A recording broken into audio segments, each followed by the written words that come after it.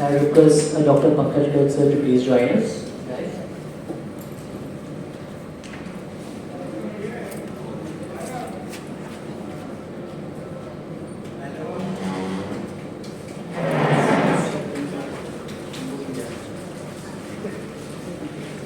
To understand the management of dehydration, first it is very important to understand that what dehydration is, then how it leads to the symptom and what are the main symptoms of dehydration. And we have one of the most respected doctors of the country with us to take us through this entire dehydration gamut, that how it works and how a child goes through the dehydration. So sir, if I request you please.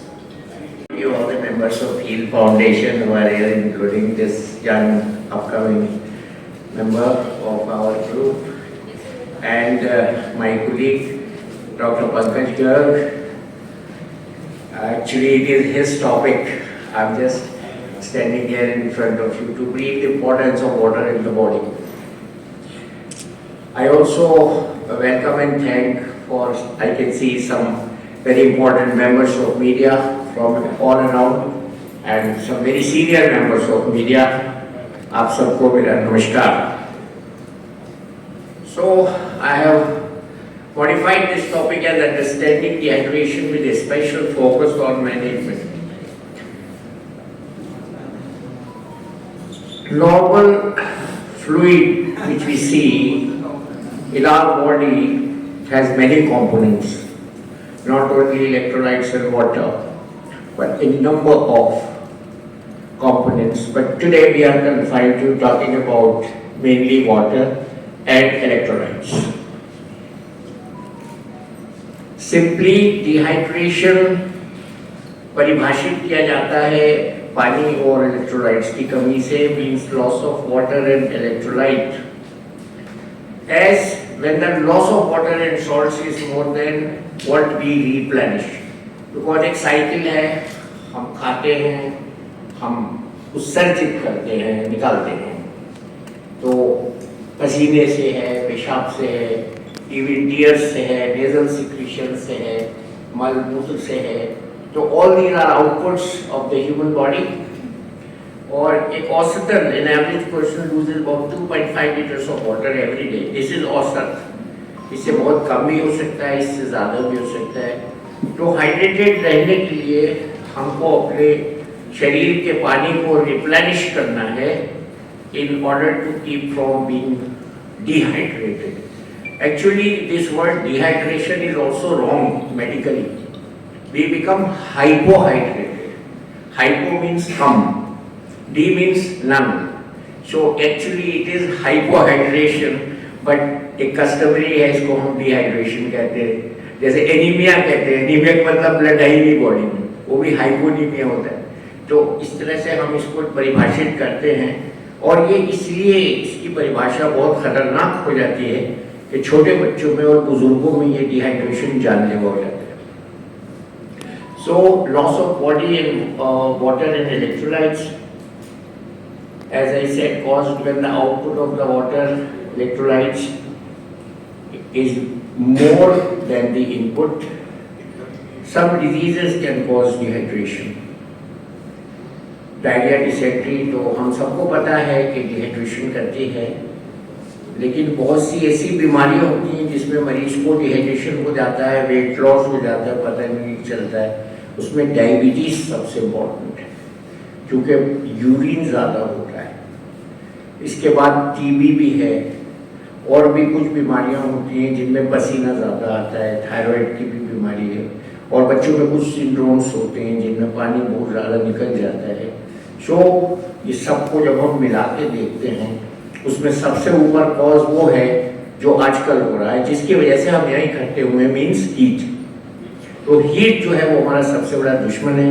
इसलिए है कि हमारे शरीर का जो normal तापमान है वो एटमॉस्फेरिक जो तापमान है उससे कम होता है, और जब ज़्यादा हीट में हमारी बॉडी जाती है तो वो बॉडी इतनी नाजुक होती है, ह्यूमन बॉडी, वो उसको बर्दाश्त नहीं कर पाती है. उसके प्रोटेक्शन के लिए बॉडी का एक सिंपैथेटिक नर्वस सिस्टम होता है, वो एक्टिवेट हो जाता है और हमारी स्किन के थ्रू खून का दौरान बढ़ा दिया जाता है. That is the mechanism. और उसके थ्रू पसीना निकलता है। और बचपन में जैसे हमने पढ़ा था, वाष्पन से ठंडक उत्पन्न होती है, evaporates leads to cold। सो गर्मी में इसलिए पसीना ज़्यादा आता है और कोल्ड टेम्परेचर बॉडी का मेंटेन होता है। ये बाकी तो चीज़ें आपके पास लिखी हुई हैं, इसलिए मैं बता रहा हूँ थोड़ा सा आउट ऑफ द बॉक्स जाके कि लू क्यों लगती है। लू जब लगती है जब ये मैकेनिज्म फेल हो जाता है, जब पसीना आना बंद हो जाता है, ये ठंडक उत्पन्न होनी बंद हो जाती है और जब शरीर की ऊष्मा हीट नहीं निकल पाती है तो वो कोल्ड टेम्परेचर बॉडी का बढ़ता चला जाता है। जैसे कि आप कभी गैस पे दूध रख के भूल जाते हैं और किसी और काम में लग जाते हैं, फिर वो दूध उबल जाता है, इसी तरह से लू लग जाती है। और इसका सबसे इम्पोर्टेंट कंपोनेंट होता है डिहाइड्रेशन। बुखार भी आता है इसमें और भी लक्षण होते हैं, दौरा तक आता है, मौत तक हो सकती है। लेकिन आज जिस टॉपिक की हम बात कर रहे हैं वो सबसे इम्पोर्टेंट लक्षण होता है हीट से हुई इंजरी का। और जैसे मैंने अभी बताया, छोटे बच्चे और बुजुर्ग लोग इसके सबसे ज़्यादा विक्टिम बन जाते हैं। हमारे शरीर में बहुत ताज्जुब की बात है, हमको शायद नहीं मालूम है, बहुत बड़ी तादाद में पानी होता है। मेल बॉडी में 60%, फीमेल बॉडी में 50% और हर अंग में बहुत ज़्यादा पानी होता है। मैं अगर ये कहूँ कि हर सेल में बॉडी के पानी की मात्रा 90% तक भी हो सकती है तो गलत नहीं होगा। तो water makes up 75% of the muscle mass, 25% of the fat mass. So the lower a person's body fat percent, the higher is the water percent will be। ये इमेज मुझे बहुत फैसिनेटिंग लगता है। इसमें देखिए, जब माँ के पेट में बच्चा होता है उसका 90% कॉम्पोजिशन पानी, जब वो न्यू बॉर्न होता है तो 80% कॉम्पोजिशन पानी है। और जब चाइल्ड होता है पीडियाट्रिक एज में, जो डॉक्टर साहब ट्रीट करते हैं, उसमें 70% पानी है। उसके बाद हम जब बड़े हो जाते हैं तब भी 60 से 65% पानी है और एल्डरली में 55% पानी है। शायद रहीम दास जी को ये पहले पता लग गया था, उन्होंने कहा था, रहीमन पानी राखिए बिन पानी सब सून, पानी गए न उबरे मोती मन चूर। और ये बहुत पुरानी सेइंग भी है शास्त्रों की, जल ही जीवन है। ये एक शास्त्रीय सेइंग का तर्जुमा है, जल is the water is life.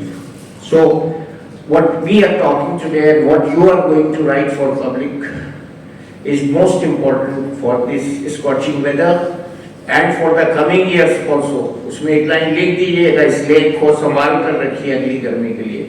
मैं आपसे रिक्वेस्ट कर रहा हूँ, अगले साल बहुत ज़्यादा पीड़ा होने वाली है, क्योंकि मैं देख रहा हूँ पिछले 10 साल से हर साल हम इसी की बात करते हैं और ये प्रॉब्लम बढ़ती जा रही है और बहुत सीवियर होती जा रही है। ये मैंने जैसे भी बताया, विभिन्न अंगों में पानी का प्रतिशत, बोन में 24, स्किन में 80, ब्लड में 85, ब्रेन में 75, लंग्स में 90 और मसल्स में 75। अब वाटर की खाली ये इम्पोर्टेंस नहीं है कि बस पानी पी लिया, पेट में चला गया, हम सोचते हैं बहुत अच्छा हो गया। ऑक्सीजन कैरी करती हैं जो सेल्स, और जो न्यूट्रिशन सेल्स में जाता है उसमें पानी एक माध्यम होता है। पानी जैसे कि मैंने अभी बताया हमारा बॉडी का टेम्परेचर रेगुलेट करता है। बहुत से ऐसे प्रतिक्रियाएं होती हैं जो खाने से एनर्जी हमको मिलती है, उसमें H2O मॉलिक्यूल इन्वॉल्व होता है या बनता है। 83% खून में जो टॉक्सिक सब्सटेंसेस होते हैं वो निकलते हैं बॉडी से, पानी या पसीने या यूरिन के थ्रू। ब्रेन फंक्शन में पानी बहुत इम्पोर्टेंट है दिमाग के लिए, क्योंकि जब हीट स्ट्रोक होता है तो जो बहुत इम्पोर्टेंट एक लक्षण होता है वो हेडेक होता है, थकान होती है, हम भूलने लगते हैं और एग्जॉस्ट हो जाते हैं, तो ये ब्रेन के थ्रू होता है। फेफड़े जो सबसे ज़्यादा ब्रंट सूखी हवा का महसूस करते हैं, उसमें वाटर की इम्पोर्टेंस होती है।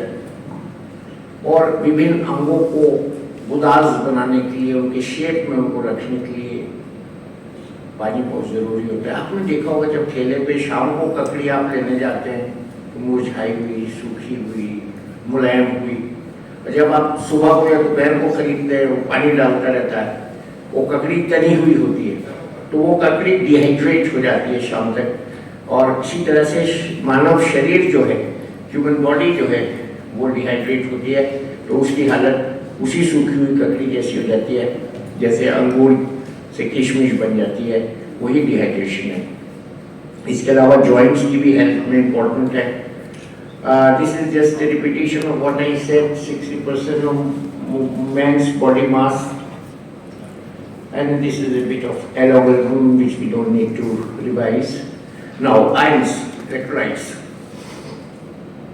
बगैर इलेक्ट्रोलाइट्स के वाटर का शरीर में कोई अस्तित्व नहीं है, या इलेक्ट्रोलाइट्स का बगैर पानी के कोई अस्तित्व नहीं है। तो इसमें जो इम्पोर्टेंट आयंस होते हैं वो सोडियम है, कैल्शियम है, ये प्लस वाले आयंस हैं, और पोटेशियम और मैग्नीशियम है। मैग्नीशियम गर्मी में बहुत इम्पोर्टेंट हो जाता है। मैग्नीशियम कई ऐसी प्रतिक्रियाएं हैं शरीर की, पाचन क्रिया से लेके नर्वस सिस्टम की क्रिया से लेके, और मोस्ट इम्पोर्टेंटली मसल्स के लिए बहुत इम्पोर्टेंट होता है। इसी के साथ साथ नेगेटिव आयंस जो होते हैं उसमें क्लोराइड, फॉस्फेट और बाइकार्बोनेट होता है, और बाइकार्बोनेट तीनों में बहुत इम्पोर्टेंट होता है। क्योंकि बॉडी की एक एसिडिटी होती है, उसको हम पीएच कहते हैं केमिस्ट्री या साइंस की भाषा में, और वो पीएच हम लोग बाकायदा टेस्ट करते हैं। जब कोई इमरजेंसी में आता है तो उसकी हम पीएच टेस्ट करते हैं, उसको हम एसिड बेस बैलेंस का टेस्ट कहते हैं, और वो बहुत इंपॉर्टेंट होती है। और पॉइंट्स में अगर बढ़ जाती है, 0.3 अगर बढ़ गई और 0.3 घट गई तो मैनेजमेंट में ज़मीन से आसमान का फर्क हो जाता है। तो इसलिए बाइकार्बोनेट इन आयंस में बहुत इम्पोर्टेंट है। और इसके साथ साथ और भी आयंस होते हैं, जैसे ट्रेस एलिमेंट्स होते हैं, वो भी इम्पोर्टेंट हैं। अब इसकी जो समरी है वो ये है कि पानी का balance, water balance ensures adequate amount of water is retained in the body through the electrolytes or through the tissues or through the metabolic processes depending upon our intake and output। और हर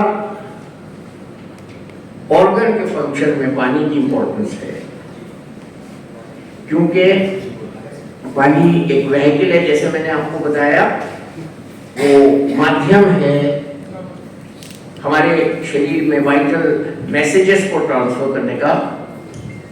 और more importantly heart के contraction में भी पानी का और इन electrolytes का बहुत इम्पोर्टेंट रोल है। हार्ट के लिए खासतौर से पोटेशियम बहुत इम्पोर्टेंट होता है। पानी तो होता ही है, क्योंकि जो हमारा ब्लड प्रेशर जो है वो पानी की मात्रा पर डिपेंड करता है कि पानी कितना है, एडिक्वेट है कि नहीं। और हम लोग भी कभी कभी डॉक्टर लोग कुछ हरकत करते हैं जिसमें शरीर में से हम पानी निकालने की दवाएं देते हैं, तो उनको डायूरेटिक कहते हैं। तो डायूरेटिक से कितना पानी निकालना है ये भी वाटर बेस्ड बैलेंस के लिए जानना हम लोगों को बहुत ज़रूरी है। और ये चीज़ें अभी हमारे साथ जो डॉक्टर साहब बैठे हैं, पंकज जी, वो बताएंगे बच्चों में ये चीज़ें बहुत ज़्यादा इंपॉर्टेंट हो जाती हैं। उनका सिस्टम डेलिकेट होता है, उनका हार्ट छोटा होता है, उनके वाटर कंटेंट जैसे मैंने बताया वो बहुत ज़्यादा फ्रेजाइल होता है। इसके अलावा आंतों के क्रमकुंचन के लिए, पेरिस्टाल्सिस के लिए पानी बहुत आवश्यक है, क्योंकि आंतों के जो मसल हैं वो स्मूथ मसल्स होते हैं, और उन मसल्स के लिए भी पानी उतना ही इम्पोर्टेंट है। अगर हम ये कहें संक्षिप्त में कि बगैर पानी के कोई भी शरीर का सेल, कोशिका काम नहीं कर सकती, तो ये बिल्कुल सच्चाई है, सत्य है, ट्रू है। सो विदाउट वाटर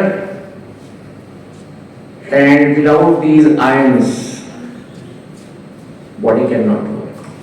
तो आप इसका अंदाजा लगाइए कि हम क्यों ये डिस्कस कर रहे हैं कि जब गर्मी में लू लगेगी या डिहाइड्रेशन होगा तो जितनी पानी की जरूरत है उतने ही बैलेंस के साथ इन आयंस की जरूरत है, जो हमने इस टेबल पे दिखाए हैं।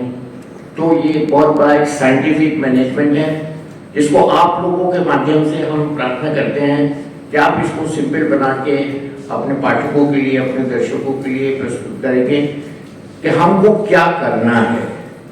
और अगर आप ये भी बताना चाहेंगे कि हमको क्या नहीं करना है तो वो बहुत अच्छा होगा।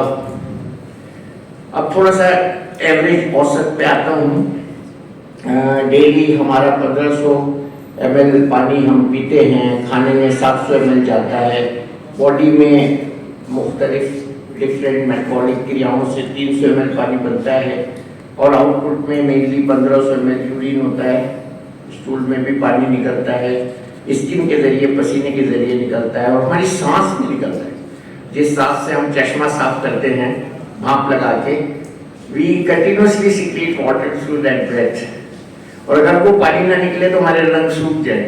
तो ये चीज़ें बड़ी इंपॉर्टेंट होती हैं और ये एक कुदरत का निज़ाम है, एक सिस्टम है नेचर का, जिससे हमारी बॉडी इक्विलिब्रियम में रहती है। तो low water intake, water deprivation, lack of thirst, ये भी कुछ बीमारियों में होती है।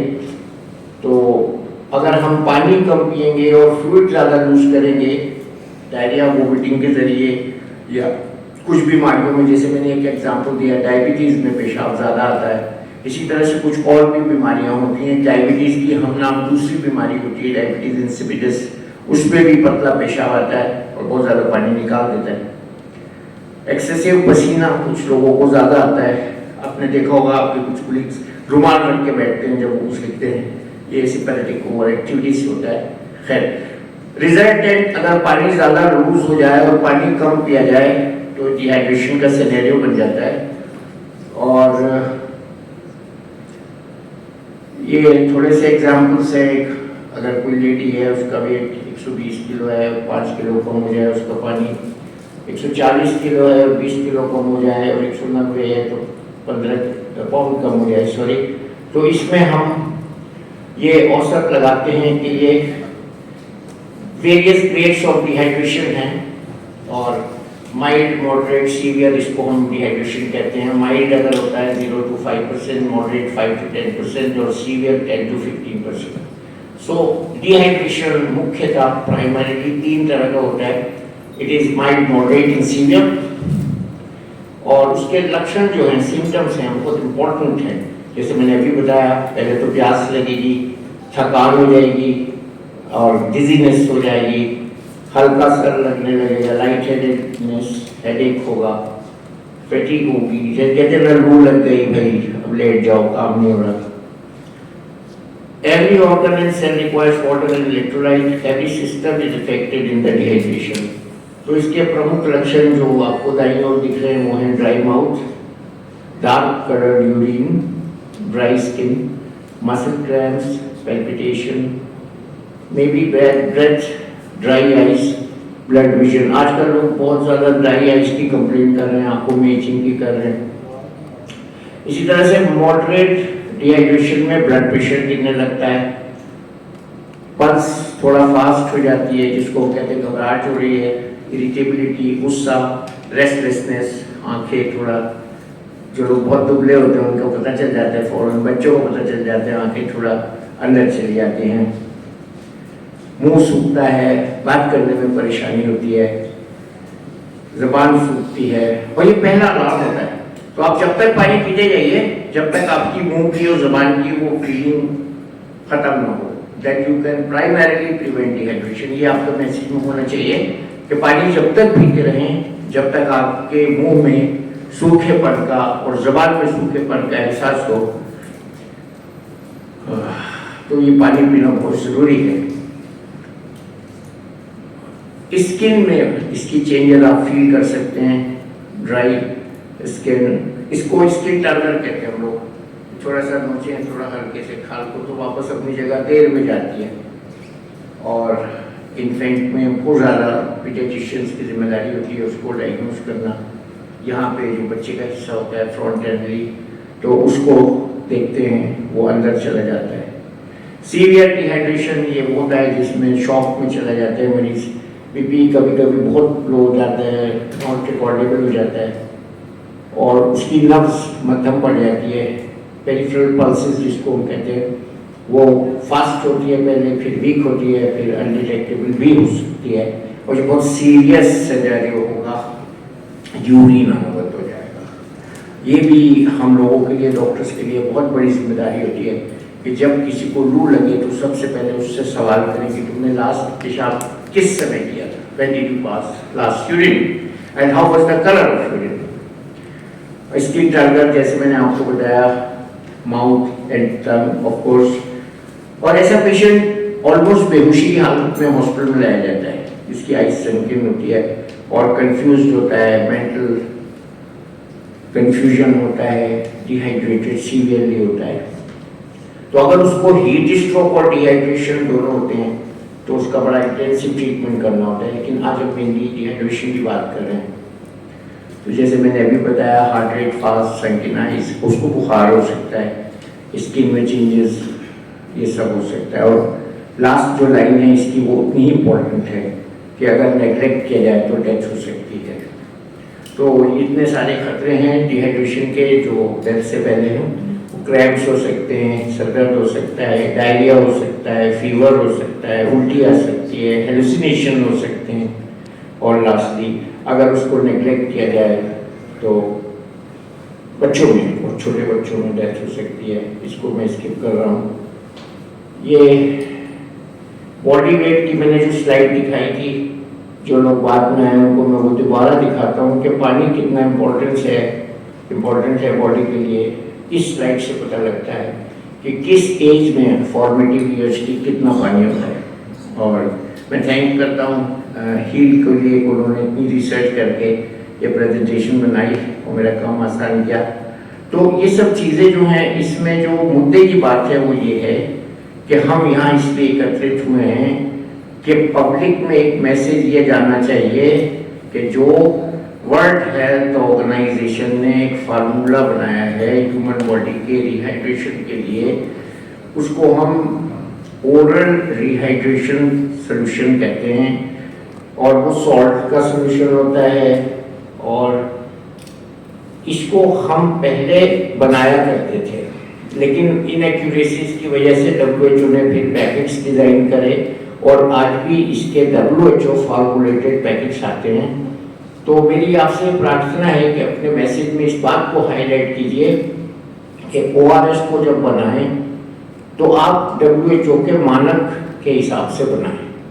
बाजार में बड़े फैंसी पैक्स, जिसको हम टेट्रा पैक्स कहते हैं, वो अलग अलग नाम से आते हैं, और उसमें बारीक पॉइंट ये है कि वो WHO की जो मान्यता है उससे बचने के लिए वो फूड सेफ्टी एसोसिएशन से प्रमाणित करा लेते हैं, और उसमें लाइक वाला एल लगा देते हैं, ORS लाइक सोल्यूशन। तो public should be discouraged two by ORS like solutions, but should be encouraged two by ORS WHO recommended, जिस पे लिखा हो, जो होगा उस पे बड़ा बड़ा लिखा होगा, और जो नहीं होगा उस पे कहीं छोटा सा लिखा होगा, as per WHO recommendation salt like या ORS लाइक। अभी डॉक्टर साहब ने मुझे कई प्रोडक्ट्स दिखाई, तो उसमें यही है कि ज़्यादा कॉस्टली करने के लिए और उसको ज़्यादा आकर्षक बनाने के लिए और उसको WHO के मानक से बचाने के लिए बहुत सी कंपनियां इस टेट्रा पैक की शक्ल में हमारे लिए ये easily dispensable, easily saleable products बना रही हैं। तो जनता से हम ये प्रार्थना करते हैं कि आप WHO प्रमाणित अपने ORS को लें, माइल्ड डिहाइड्रेशन में ORS को लें, सीवियर डिहाइड्रेशन में डॉक्टर की सलाह लें, और हमारा फर्ज है कि हम आपका यानी पब्लिक का, बच्चों का, बूढ़ों का इलाज अच्छे से करें। और उसमें थोड़ा सा जिंक का भी रोल होता है जो डॉक्टर साहब हाईलाइट करेंगे। मैं हील फाउंडेशन की ओर से आप सभी का बहुत बहुत शुक्रिया अदा करता हूँ कि आप लोग इस चिलचिलाती गर्मी में ठीक दोपहर के समय यहाँ इकट्ठा हुए और इस इम्पोर्टेंट डिस्कशन में शामिल हुए। और सुदीप जी की तरफ से वो भी करेंगे, मैं पहले से ही कर रहा हूँ कि आप सबका बहुत बहुत शुक्रिया। और फिर वही रहीम के दोहे के साथ वापस होता हूँ, रहीमन पानी राखिए बिन पानी सब सून, पानी गए न उभरे मोती मानक चून। This is very important for this weather and otherwise also. और उस पानी की व्याख्या में कहीं कहीं हमारे टीचर्स बताते थे, पानी का मतलब है अपनी इज्जत, अपना कैरेक्टर, तो वो भी है। सर ने बहुत अच्छे ढंग से एक्सप्लेन किया कि डिहाइड्रेशन क्या है and why water is so important for us. And now moving on to next, we have Dr. Pankaj Garg with us, who is a neonatologist. He manages a lot of pediatric population who suffers from dehydration, and he will take us through that how pediatric population in particular who are more vulnerable to this dehydration should be managed at home, as well as when they should be taken to the hospital to a doctor. So please.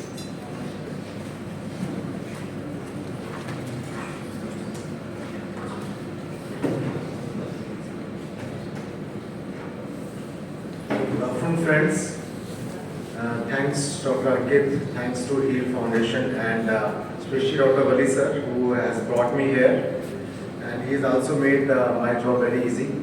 And as I can understand that he speaks a mix of Hindi and English, so I'll also try to do the same. जैसे मुझे बताया गया है कि dehydration के बारे में तो आपने डॉक्टर वली के प्रेजेंटेशन से जान लिया, और मुझे ये एम्फसाइज करना है आप सबके सामने कि as a paediatrician, as a child specialist, क्या चैलेंजेस हमारे सामने आते हैं और कैसे हम उसको इस प्रॉब्लम से इन बच्चों का निजात दिला सकते हैं। तो सबसे पहली बात तो ये है कि जो हमारे देश में 5 साल से छोटे बच्चे हैं, उनकी जो मोर्टेलिटी रेट है, इसको अंडर 5 चाइल्ड मोर्टेलिटी बोलते हैं, उसमें third most common cause diarrhoea deaths है। फर्स्ट कॉमन डेथ है neonatal deaths, then pneumonia related deaths and then diarrhoea related. So हमने अपने देश में डायरिया रिलेटेड डेथ्स में एक बहुत सिग्निफिकेंट रिडक्शन पिछले 30 साल में 40 साल में देखा है, और उसमें सबसे important contribution oral dehydration solution of WHO की तरफ से रहा है। सो ये बहुत इम्पॉर्टेंट काम जो ORS ने किया, इसका जनरेशन बहुत अर्ली, मतलब सारे वर्ल्ड में सबसे पहले इंडिया ने ही इस वर्क की शुरुआत की। 1960 में इंटरनेशनल डायरिया कंट्रोल सेंटर था जो बांग्लादेश में था, जो उस टाइम ईस्ट पाकिस्तान में होता था, उसमें ये प्रोडक्ट ओरल डिहाइड्रेशन सॉल्यूशन इजाद हुआ, और इवन बिफोर WHO रिकॉग्नाइज है। WHO ने तो इसको 1978 में रिकॉग्नाइज किया, लेकिन 1971 में जब पाकिस्तान की वॉर हुई और बांग्लादेश सेपरेट हुआ, तो काफ़ी सारे रिफ्यूजीज, 1 करोड़ के आसपास रिफ्यूजीज जो है बांग्लादेश से इंडियन बॉर्डर्स में आए और रिफ्यूजी कैंप्स में रह रहे थे। उस टाइम में सोल्यूशन ऑलरेडी प्रिपेयर हो चुका था। तो डॉक्टर दिलीप जो इसके मेन पर्सन है along with other doctors of that issue, उन्होंने कहा कि हम इसको यूज़ करते हैं बिकॉज डायरिया कोलरा एपिडेमिक वहाँ पे हुआ, तो उन्होंने काफ़ी सारे कैंप्स में ओरल डिहाइड्रेशन सॉल्यूशन को यूज़ किया, और क्योंकि लिमिटेशंस थी सभी कैंप्स में यूज़ नहीं हो सकते थे, तो कुछ कैंप्स में यूज़ नहीं किया गया। तो जिन कैंप्स में ORS को नहीं यूज़ किया गया, वहाँ पे IV फ्लूइड्स यूज़ किए जा रहे थे। That was the standard treatment before 1978 WHO के एंडोर्समेंट से पहले, कि IV फ्लूइड दो, ग्लूकोज लगाओ, IV लगाओ, ताकि बच्चों को डिहाइड्रेशन से बचाया जा सके। तो IV फ्लूइड वाले ग्रुप में 20% मोर्टेलिटी हो गई, और जो सिर्फ ORS दे रहे थे जिसमें IV की जरूरत भी नहीं थी, जो कि आप पेरेंट्स को दे पाते, सिर्फ 3% मोर्टेलिटी। तो 1971 में इस काम के बाद भी काफ़ी साल लगे, 1978 में जाके WHO ने उसको main stay of treatment oral dehydration solution को अडॉप्ट किया। और हमारी जो एकेडमी है जिसका मैं रिप्रेजेंट करता हूँ फ्रॉम दिल्ली ब्रांच, मैं Indian Academy of Paediatrics, doctor Wali ने भी एक स्लाइड दिखाई थी, इसमें कॉर्नर में IAP का लोगो लगा हुआ था।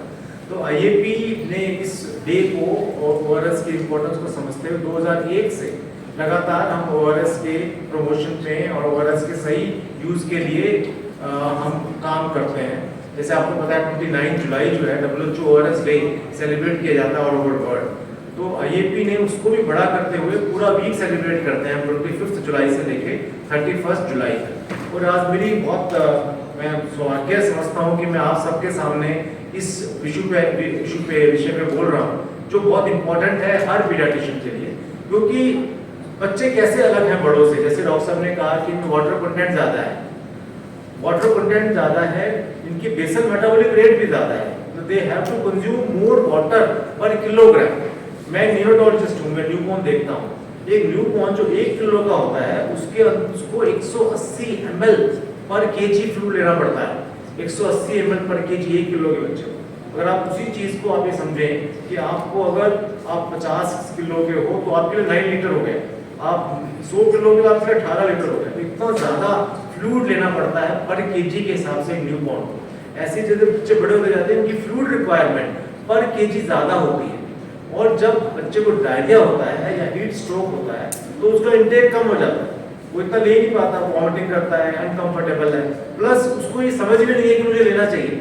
एक बड़ा व्यक्ति है जिसको ये डायरिया हो रहा है, हीट स्ट्रोक हो रहा है, उसको ये समझ है कि अगर मैं नहीं लूंगा तो मुझे नुकसान हो जाएगा। बच्चों को समझ में नहीं है, तो उनके वाटर रिक्वायरमेंट ज्यादा है, लॉसेस सेम है, डायरिया तो सेम है, डायरिया बड़े को होगा या छोटे को, लॉसेस तो होंगे, सरफेस एरिया ज्यादा है। तो जब हीट स्ट्रोक है तो हमारे स्किन से सरफेस एरिया वाटर निकलता है। एक अडल्ट का surface area 1.7 to 1.9 square metre होता है, और एक 20 किलो के बच्चे का भी स्क्वायर एरिया जो है 1.2 टू 1.4 बन जाता है।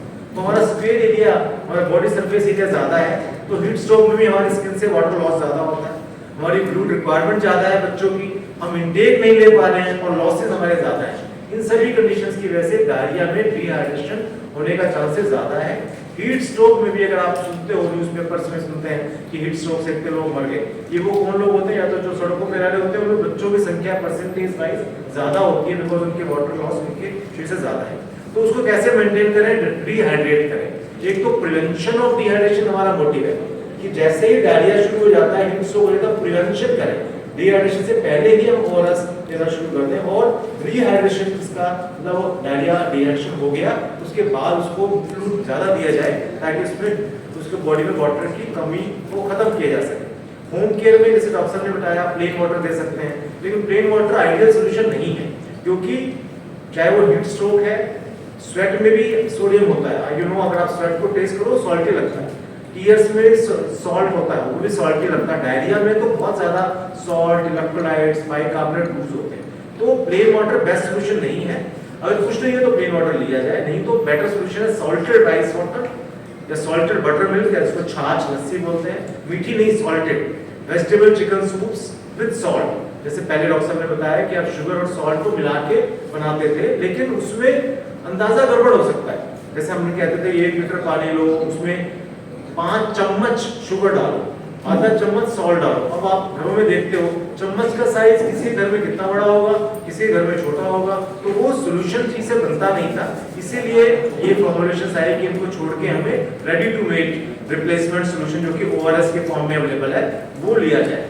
और बहुत मेहनत से 1978 के बाद से इसको अडॉप्ट किया गया और सभी के पास अब ORS all over the world available है, जिसने इतने सारे बच्चों की जान बचाई है कि 20वीं सेंचुरी का सबसे बड़ी simplest strategy to prevent deaths in children has been attributed to ORS.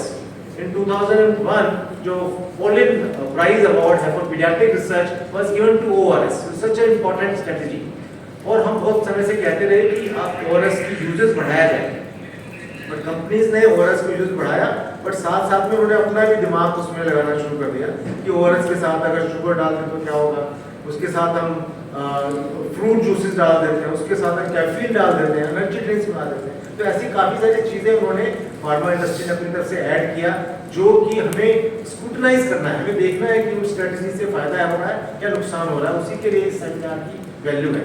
So medical care में अगर नोजिया वॉमिटिंग नहीं है तो fluid replacement should be given orally, and some time with dehydration severe हो जाती है, बच्चा ले ही नहीं रहा, किसी भी तरह से नहीं ले रहा। जब मैं अपनी ट्रेनिंग कर रहा था, डायरिया वार्ड्स होते थे जिसमें हम फीडिंग ट्यूब डाल के मुंह से या नाक से फीडिंग ट्यूब स्टमक में डाल के ओआरएस देते रहते थे, क्योंकि बहुत बार जब डायरिया सीवियर हो जाता है बच्चों को नसें नहीं मिलती, आईवी लगाना पॉसिबल नहीं हो पाता, तो ओआरएस रिहाइड्रेशन सोल्यूशन देते थे, थोड़ा हाइड्रेट हो जाते थे, उसके बाद उसको आईवी भी लगाना आसान हो जाता था। सो अब हम आते हैं ओआरएस पे, क्योंकि डिहाइड्रेशन के बारे में बात हो चुकी। अब ओआरएस का ये स्टैंडर्ड फॉर्मेट है। पहले जब बिल्कुल जो डॉक्टर दिलीप ने जो ओआरएस की प्रिपरेशन बनाई थी, उसका जो ऑस्मोटिक लोड था वो ज्यादा था, और वो कोलरा के लिए तो बहुत अच्छा था, बट अब आप देखते हो कोलरा हमारे देश में ज्यादा नहीं होता है। कोलरा के अलावा जो बाकी डायरियाज है, रोटा वायरस डायरिया होता है, नोटो वायरस डायरियाज है, कुछ और वायरल एडिनो वायरस, एंट्रोवायरस डायरियाज होते हैं, उसमें इतना ज्यादा सोडियम लॉस नहीं होता है, इसलिए over a period time ORS की कंपोजिशन भी चेंज हो गई है। From osmolar load of 311, now we have come to 245 milliosmoles per liter. So अभी हम लो molecular weight ORS की बात करते हैं, वही आज के टाइम में WHO ORS है, और ये उसकी प्रिपरेशन है। इसमें कितना ग्लूकोज है, 13.5 ग्राम्स, 1.5 ग्राम पोटेशियम क्लोराइड है, 2.6 ग्राम सोडियम क्लोराइड है, ट्राई सोडियम साइट्रेट डिहाइड्रेट है, तो ताकि अल्कली को भी रीजनरेट किया जा सके। इसमें मेरे हिसाब से आपको 2 शब्दों पे बड़ा ध्यान देना चाहिए। कि इसमें ग्लूकोज है 13.5 ग्राम। आई अंडरस्टैंड न्यूज आइटम से बहुत रहता है कि ग्लूकोज खराब चीज होती है, हमें शुगर नहीं खानी चाहिए। आपने पीछे जो कंट्रोवर्सी देखी होगी कॉम्प्लीमेंट्री फूड में शुगर नहीं होना चाहिए। Sugar in moderation is good for diarrhoea, क्योंकि जब ये शुगर है ये हमारे बॉडी में वाटर इलेक्ट्रोलाइट को अंदर घुसाने में मदद करता है। तो in limited amount of sugar which is 13.5 ग्राम पर लीटर इज गुड, हेल्पफुल। इतना शुगर होना चाहिए, बट ज्यादा शुगर होगा तो ऑस्मोटिक लोड बढ़ जाएगा। सो लेट अस सी कि ओआरएस काम कैसे करता है। कैसे काम करता है ओआरएस? आपने जो बॉडी में से क्या क्या लूज हो रहा है, पोटेशियम सिट्रेट लूज हो रहा है, उसको रिप्लेस कर दिया ओआरएस के थ्रू। एंड ग्लूकोज और सोडियम ने क्या किया, इलेक्ट्रोलाइट्स को रिटेन कर लिया। मतलब आप सिर्फ पानी पीते हो तो पानी जाएगा, बट सोडियम को जाने के लिए ग्लूकोज की जरूरत है। और ग्लूकोज एक ऐसा मॉलिक्यूल है, इसमें इसके लिए एनर्जी भी नहीं चाहिए। हमारे इंटेस्टाइनल सेल्स में कुछ सीएमपी पाथवेज होते हैं जिसमें आपके लिए बॉडी में एनर्जी होगी तो इलेक्ट्रोलाइट अंदर घुसेंगे, बट जब ग्लूकोज है उस सॉल्यूशन में तो एनर्जी के इंडिपेंडेंट भी सोडियम और वाटर बॉडी में घुस जाता है। इसलिए वाटर भी चला गया, इलेक्ट्रोलाइट्स भी चले गए, और इलेक्ट्रोलाइट्स वाटर को रिटेन करने के लिए जरूरी है। अगर आप इलेक्ट्रोलाइट देते हो तो जब वो पानी जो ब्लड में गया वो रुका रहेगा वहां पे, क्योंकि इलेक्ट्रोलाइट्स को बाइंड करके रखते हैं इंट्रावेस्कुलर कंपार्टमेंट में। इसी तरह से ओआरएस काम करता है। अब क्या एविडेंस है डब्ल्यूएचओ ओआरएस के संदर्भ में? इसने आईवी सप्लीमेंटेशन को 33% कम कर दिया। आईवी सप्लीमेंटेशन एक टाइम ऐसा होता था जब मैंने एमबीबीएस किया अपना 86 टू 91 के बीच में, डायरिया वार्ड्स भरे हुए होते, इतना डायरिया होता था, आईवी सारा काम सारी रात नाइट ड्यूटी में सिर्फ आईवी लगाने का ही काम होता था। बट ओआरएस के आने के बाद से आईवी सप्लीमेंटेशन कम हो गया, रिक्वायरमेंट कम हो गई, स्टूल आउटपुट भी कम हो जाता है, स्पेशली जब से लो ऑस्मोलर ओआरएस जो कि अभी का करंट डब्ल्यूएचओ स्टैंडर्ड ओआरएस जब से वो आया तो स्टूल आउटपुट भी कम हो जाता है, वॉमिटिंग भी कम हो जाती है। और ये as effective, mild moderate dehydration is as effective as IV. There is no need to give IV, and ये जल्दी स्टार्ट कर सकते हैं, मदर को बता सकते हैं। जैसे आप लोग इंफॉर्मेशन देते हैं पेरेंट्स को, जैसे ही डायरिया हो उसे स्टार्ट कर दिया। जो नॉर्मली टेंडेंसी होती है हॉस्पिटल के में डॉक्टर के पास, तो पेरेंट्स सोचते हैं कि 1-2 दिन के बाद जाएंगे शायद अपने आप ठीक हो जाए, तो उस टाइम में डिहाइड्रेशन बढ़ जाएगी। बट वो आईवी तो नहीं लगा सकते घर पे, लेकिन ओरल डिहाइड्रेशन सॉल्यूशन घर पे ही दे सकते हैं। और इसमें फेलियर रेट और हॉस्पिटल एडमिशन रेट से कोई फर्क नहीं पड़ता, क्योंकि एक थिंकिंग ये भी होती है कि आप घर में ओरल देते रहोगे, कि ऐसा तो नहीं है हॉस्पिटल जाने में लेट हो जाओ, और ऐसा तो नहीं है कि डिहाइड्रेशन इतनी ज्यादा हो जाएगी कॉम्प्लिकेशन बढ़ जाएगी, which has not been shown. So जल्दी शुरू कर सकते हैं, आराम से शुरू कर सकते हैं। Hospitalisation has not also been increased by this. Now अब ये सबसे इंपॉर्टेंट स्लाइड है, क्योंकि ये बताता है कि बहुत सारी ऐसी प्रिपरेशंस हैं जो कि डब्ल्यूएचओ अप्रूव्ड हैं और कुछ डब्ल्यूएचओ अप्रूव्ड नहीं है, बट वो हैं मार्केट में। और हमें पब्लिक अवेयरनेस में ये उनको बताना है पेरेंट्स को कि हमें कौन सी प्रिपरेशन यूज करती है। हमारी सबसे बड़ी प्रॉब्लम क्या होती है, डॉक्टर जिससे भी करते हैं वो लिख देते हैं एडवाइस ओआरएस, पेशेंट जाता है फार्मासिस्ट के पास, फार्मासिस्ट उसको कुछ ना कुछ पकड़ा देता है, या पैक पकड़ा देता है, उस पर लिखा होता है ओआरएस, जैसे डॉक्टर ने बताया ओआरएस एल, या ओआरएस एनर्जी ड्रिंक, या ओआरएस फ्रूट जूस, या ORS juice like solution. So all these terms start with ORS, but then they are some added ORS like solutions. और पेशेंट सोचता है कि ORS लिखा हुआ है वो उसको लेना शुरू कर देता है, बट वो फिर बेनिफिट डिहाइड्रेशन करेक्शन का नहीं हो पाता, क्योंकि उनमें इलेक्ट्रोलाइट्स कम है और शुगर ज्यादा है। जैसे मैंने कहा 13.5 ग्राम शुगर होना चाहिए। मैंने देखे प्रोडक्ट्स जिसमें 50 ग्राम शुगर भी है, एक प्रोडक्ट में 68 ग्राम शुगर भी है, क्योंकि उसमें ग्लूकोज डाला गया है टू मेक इट स्वीट। पर जब ज्यादा शुगर देते हो तो ऑस्मोटिक डायरिया बढ़ जाता है।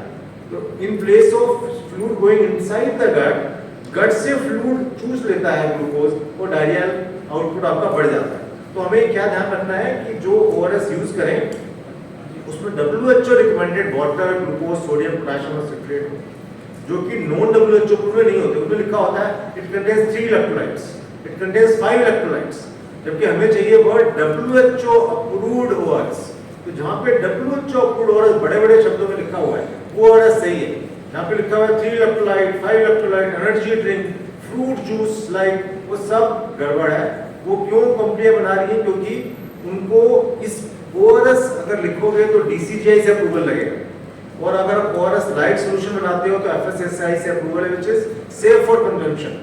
तो वो आप जल्दी मार्केट में आ जाता है, उनकी प्राइसेस भी ज्यादा हैं, और वो अवेलेबिलिटी एक कंपनी अलग अलग प्रोडक्ट बनाती है इसी चक्कर में कि एक ओआरएस भी बना दिया और एल भी बना दिया। सो हमें उसकी प्रमोशन ज़्यादा होती है और क्योंकि उसमें कॉस्ट भी ज़्यादा है। तो ORS preparation they ensure rapid and effective rehydration also. Dextrose content is the most important item. So ये मैसेज आना चाहिए 13.5 ग्राम पर लीटर ही होना चाहिए, उसमें से ज़्यादा नहीं होना चाहिए।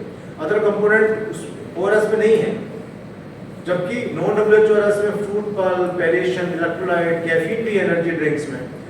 ORS जो WHORS है, it will ensure rapid restoration of important electrolytes which non-WHO ORS will not do. Symptomatic relief will also be better because मैंने कहा सिर्फ वाटर की जरूरत नहीं है, इलेक्ट्रोलाइट्स की जरूरत भी है।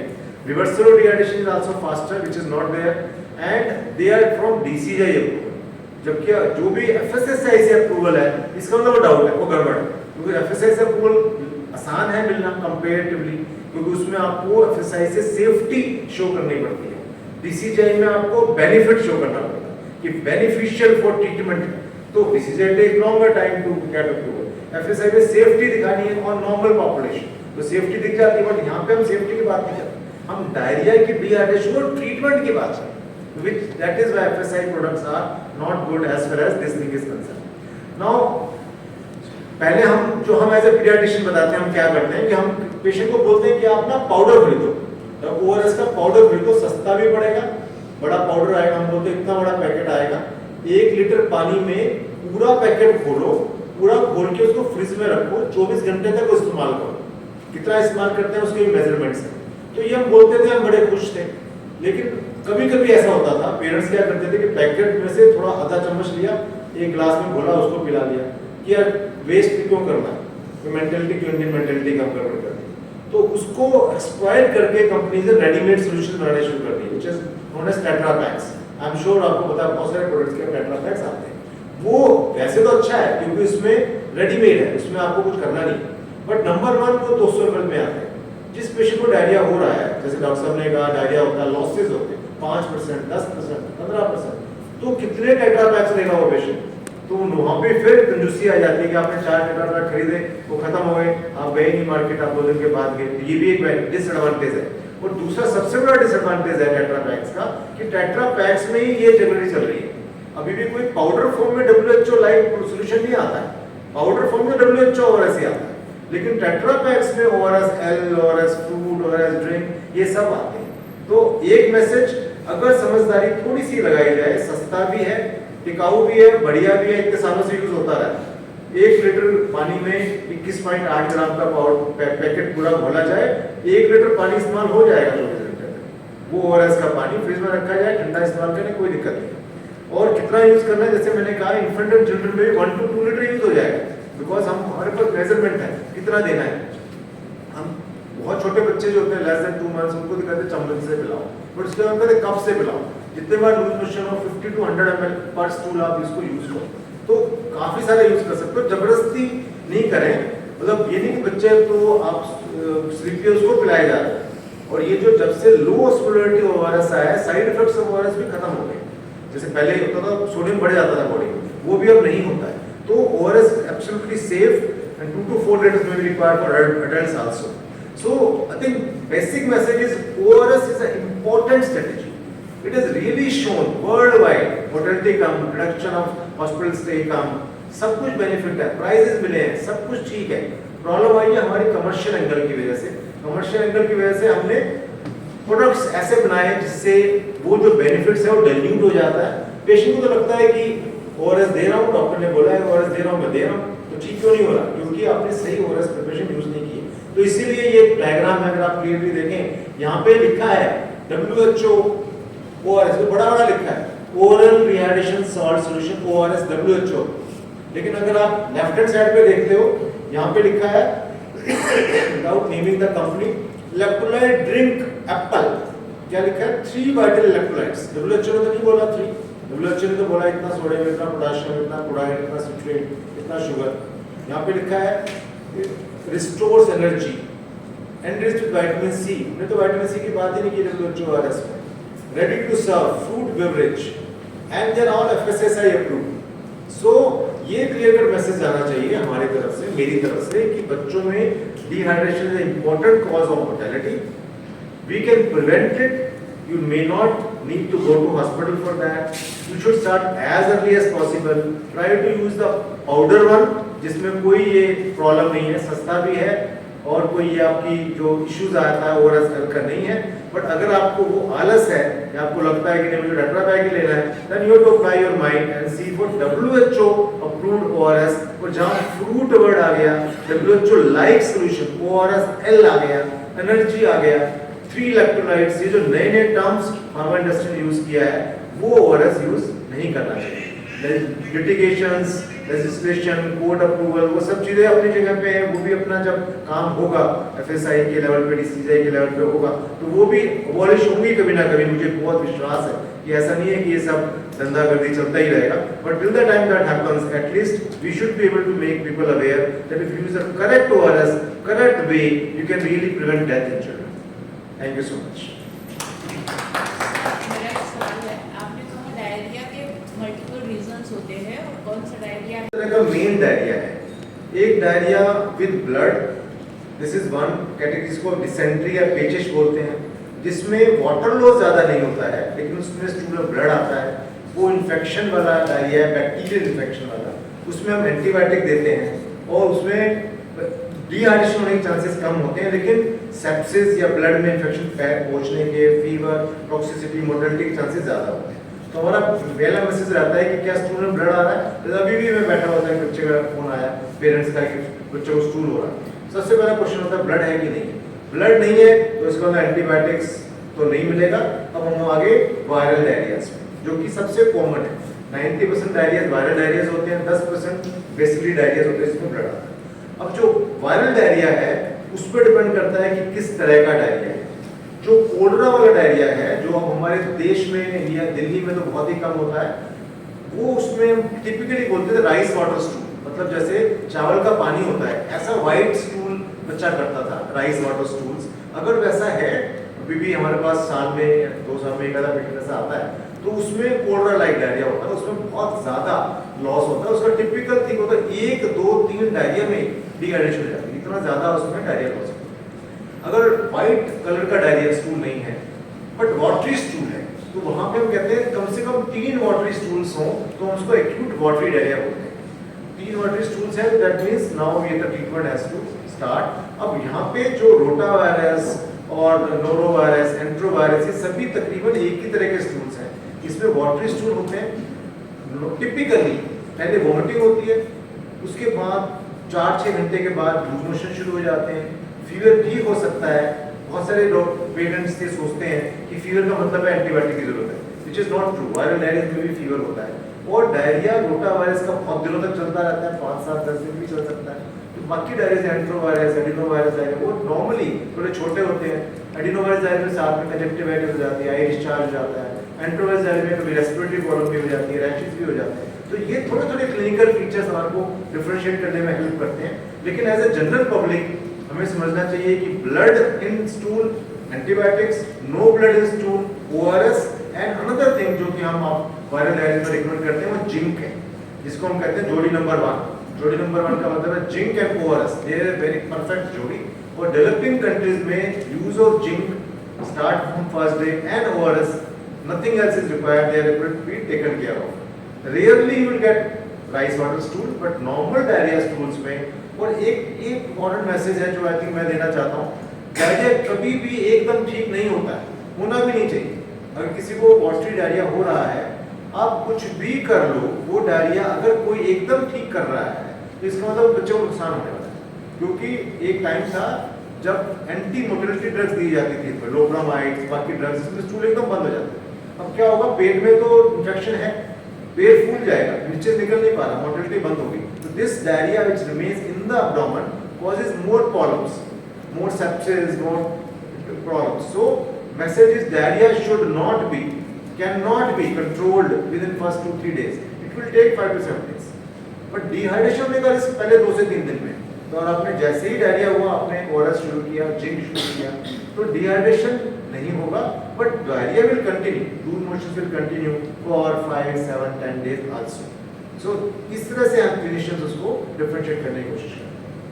Sir, I have a question to you only. हाँ जी. हीट स्ट्रोक का मतलब है कि टेम्परेचर जब बहुत ज़्यादा हो जाता है, तो जो प्रेग्नेंट लेडी हैं उनके बॉडी का फिजियोलॉजिकल जो अडेप्टेशन है वो भी डिस्टर्ब होता है। उनके अंदर उनकी वाटर रिक्वायरमेंट ज़्यादा होती है, उनका भी ब्लड डाइल्यूट हो जाता है, क्योंकि इंट्रावास्कुलर कंपार्टमेंट उनका बढ़ जाता है और फीटस उनके अंदर ग्रो कर रहा होता है। तो हीट स्ट्रोक का जो डिसएडवांटेज है मदर को भी होता है, उनकी भी ओरल इनटेक प्रॉब्लम है, जैसे फर्स्ट ट्राइमेस्टर में उनको नोजिया हो रहा है, सेकंड थर्ड ट्राइमेस्टर में उनकी रिक्वायरमेंट ज़्यादा है और हीट स्ट्रोक में वो कम ले पा रही है तो इनटेक कम है।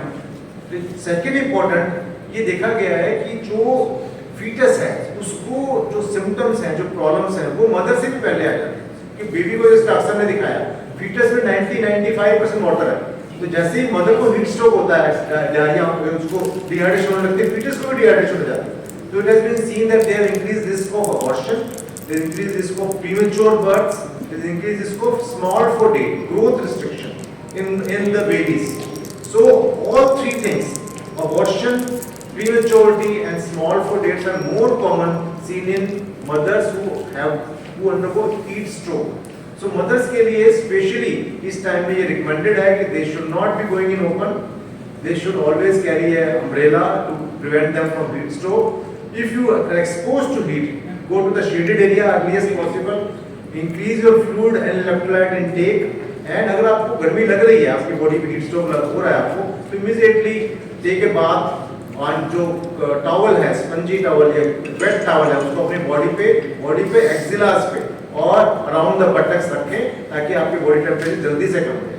अगर जल्दी से कम नहीं होता है तो डेफिनेटली हीट स्ट्रोक का डेवलपिंग बेबी पे बहुत गलत असर पड़ता है। और ये स्टडीज हैं विच हैव शोन दैट जो 17% बेबी फीटस अपना वेट लूज कर चुका होता है even before the mother knows की उसको प्रॉब्लम हो रही है। तो मदर को क्या से पता चलेगा? डिजीनेस होगा, वर्टाइगो होगा, फैटीग होगा, उसको होने से पहले बच्चे को नुकसान हो चुका है। इसलिए जैसे ही आप हीट में जाते हो, प्रेग्नेंट वुमेन जाती है कंडीशन में, she should take care of the extra fluid even before her symptoms का, otherwise baby will be affected. So baby पर से प्रीमेच्योर बेबीज में, क्योंकि जैसे डॉक्टर साहब ने बताया आपको फ्लूइड, जैसे मैं तो नियोनटोलॉजिस्ट हूं, मैं न्यूबॉर्न्स को देखता हूं, 24 to 28 वीक्स में 80% वाटर होता है बॉडी में। उसके बाद धीरे धीरे कम होकर टर्म बच्चा जो 3 किलो का बच्चा पैदा होता है उसके अंदर तकरीबन 70% वाटर रहता है, 60 to 70%। तो प्रीमेच्योर बेबीज में बहुत जल्दी वाटर लॉस होता है। अगर प्रीमेच्योर बेबी को डायरिया हो जाए तो उसको डिहाइड्रेशन की रिस्क बहुत ज़्यादा है।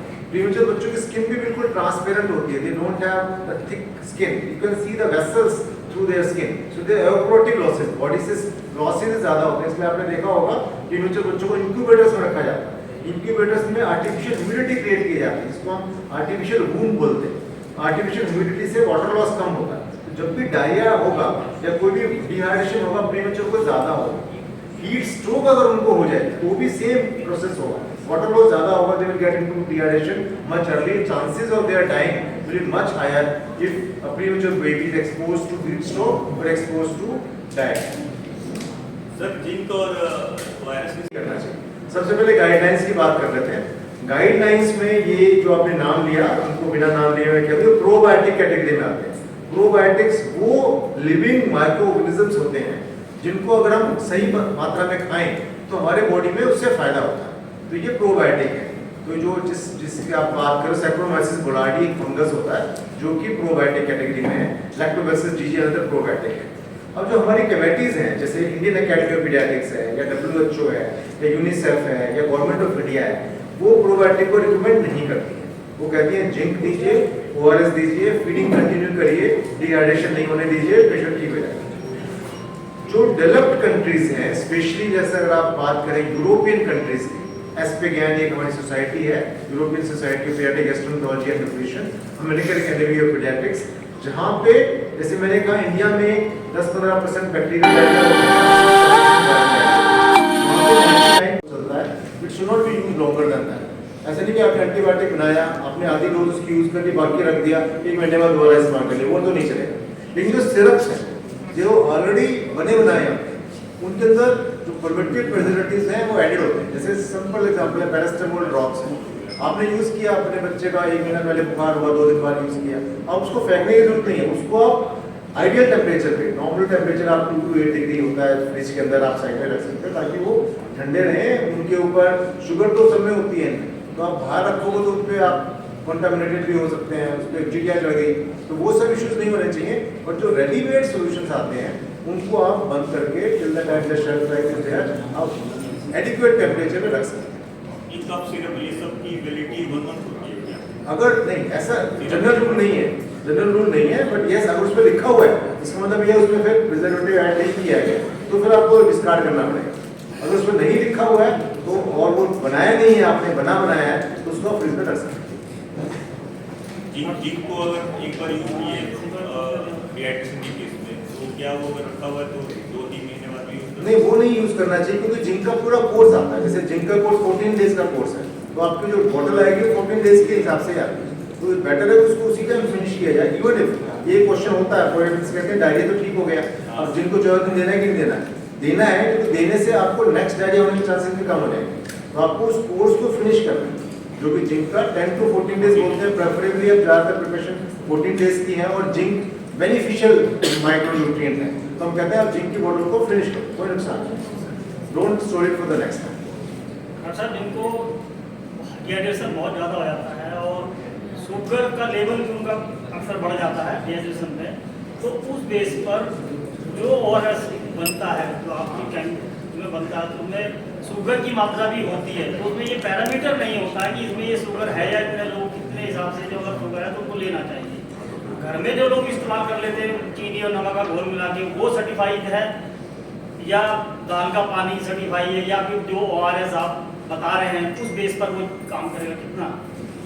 ये doctor Bali will be better position क्योंकि ये डायबिटीज ज्यादातर एडल्ट पेशेंट्स में होती है। नहीं, ये आपका कंसर्न ठीक है। डायबिटिक पेशेंट्स के लिए कोई भी मीठा पेय हम रिकमेंड नहीं करते, एक बात। दूसरे, हम इस बात को शुरू में बता चुके हैं कि जो चम्मच से और जो मुट्ठी से, सबसे पहले मुट्ठी आई थी, मुट्ठी और चुटकी आई थी, सबसे पहले वो आया था, उसमें एक्यूरेसी नहीं। तो जो पैकेट्स अवेलेबल हैं गाँव में प्राइमरी हेल्थ सेंटर से लेके बड़ी केमिस्ट शॉप तक है, उसको हमें एनकरेज करना है। और मैं सारी गैदरिंग से और प्रार्थना करना चाहता हूँ कि जब आप एनर्जी ड्रिंक्स पे एक लाइन लिखें तो उसमें ये लिख दें कैफिनेटेड एनर्जी ड्रिंक्स जो है वो हानिकारक हैं, बड़े होके बच्चे अल्कोहल की तरफ क्रेविंग करते हैं, उससे ये इसका सबसे बड़ा खतरा है जो उस पर लिखा नहीं होता।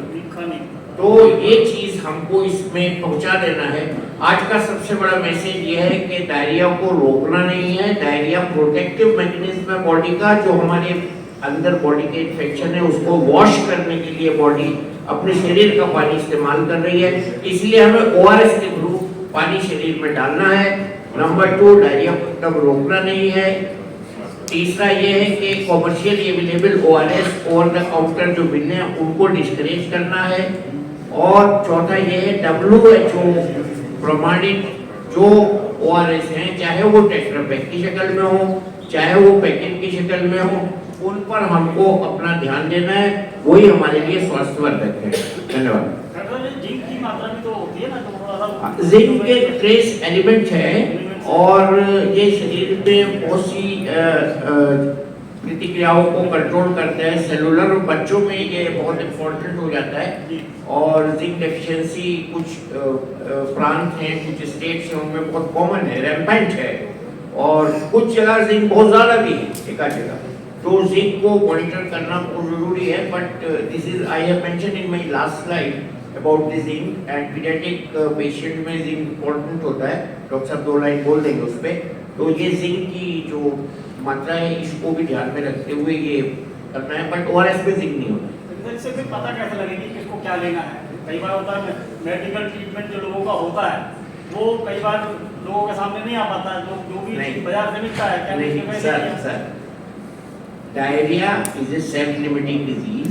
उसको हमारा मैसेज ये होता है कि बहुत ज़्यादा पैनिक करके उसको रोकना नहीं है, हमको फ्लूइड रिप्लेस करना है।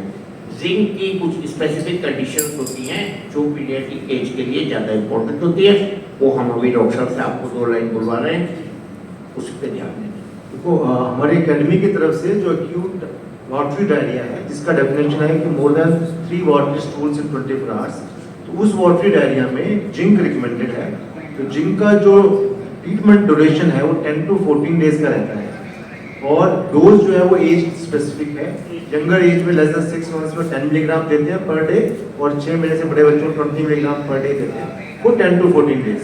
ये देखा गया है कि जिंक जो है देने से ना सिर्फ वोल्ड डायरिया 24 आवर्स कम हो जाता है, सपोज 7 दिन रहना था डायरिया, 6 दिन रह जाता है। दूसरा बहुत बड़ा बेनिफिट ये है कि जिंक देने से जो नेक्स्ट डायरिया होने के चांसेस हैं, परसिस्टेंट डायरिया जो कि 15 दिन से ज़्यादा कंटिन्यू करेगा, वो कम हो जाता है। और इवन ये भी देखा गया है कि जो निमोनिया होने के चांसेस भी इन बच्चों में कम हो जाते हैं जिनको किसी वजह से डायरिया में आपने 14 दिन जिंक दिया हुआ है। तो क्योंकि हम एक ऐसे कंट्री में रह रहे हैं जहाँ पे जिंक डेफिशिएंसी काफ़ी कॉमन है, जो कि हमारे देश के लिए स्टंटिंग के साथ कोरिलेट की जाती है। अगर किसी बच्चे की हाइट कम है तो इसमें जिंक डेफिशिएंसी भी उसको है।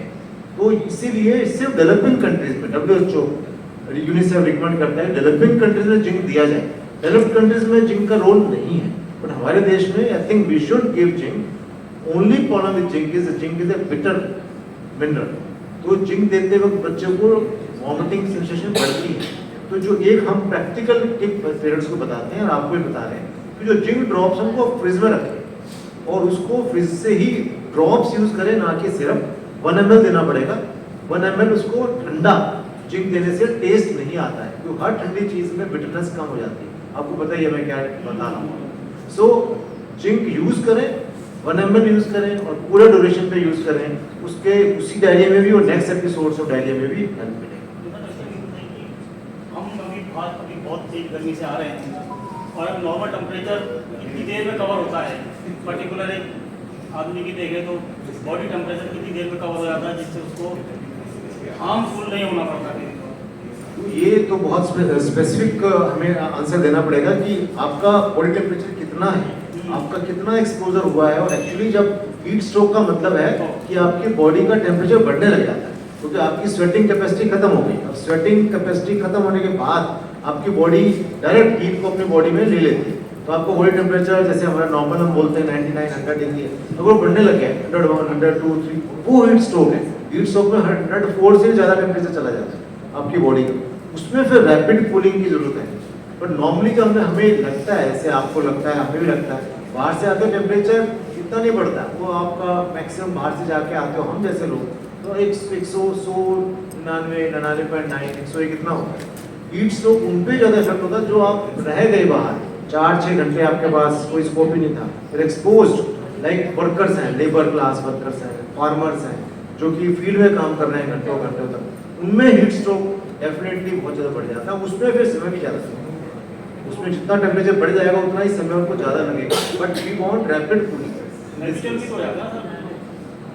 लेबर क्लास है हाँ हो जाती है, बट स्टिल उनको वाटर इनटेक तो चाहिए। हैबिचुएशन के साथ साथ वाटर इनटेक फिर भी जरूरी है, हमको वाटर लेना। There were some few questions from my end, but I guess our audience has covered them all, so I don't have anything left to ask.